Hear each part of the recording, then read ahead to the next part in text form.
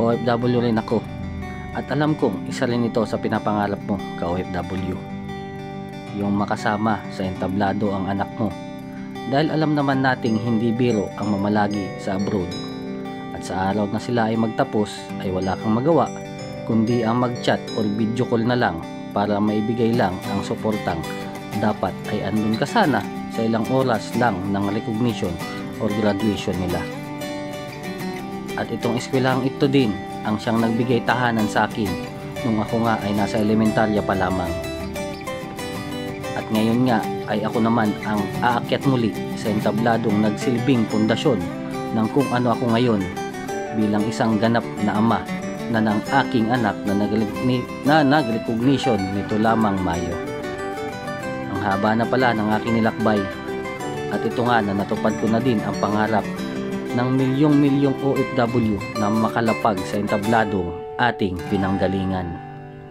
Maswerte pa rin pala ako dahil karamihan sa mga OFW na gustong dumalo sa gantong okasyon ay hindi pinalad makapagbakasyon. Dahil alam naman nating hindi biro ang pag-abroad at talagang tatak na sa ating mga Pinoy ang magtiis na mahabang panahon at hindi makadalo sa mga gantong okasyon. Oo, alam kong isa lang itong maliit na bagay para sa iba.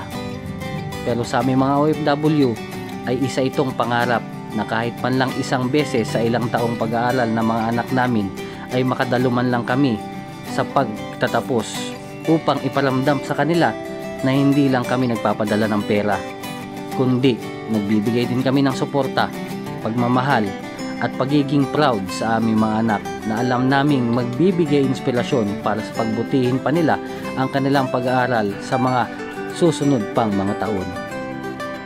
At ngayon ngang araw na ito ay baka meron din akong kasama na katulad kong OFW na nagbigay ng saya sa kanilang mga anak na umakyat at masabi din nilang, proud ako sa iyo anak, na kahit wala ako sa tabi mo ay nagiging isa kang matatag na bata, na kahit malayo ako ay pinatunayan mong kaya mong makipagsabayan sa iba na may tatay at nanay na gumagabay sa araw-araw nilang pag-aaral, na kahit nasa isip mo hindi ka kumpleto dahil wala kang ama or ina sa mga taong nasa abroad kami, ay binibigyan mong buhay ang bawat talento at kakayahan mo at ipinapakita mong kayang-kaya mo kahit wala kami sa tabi mo.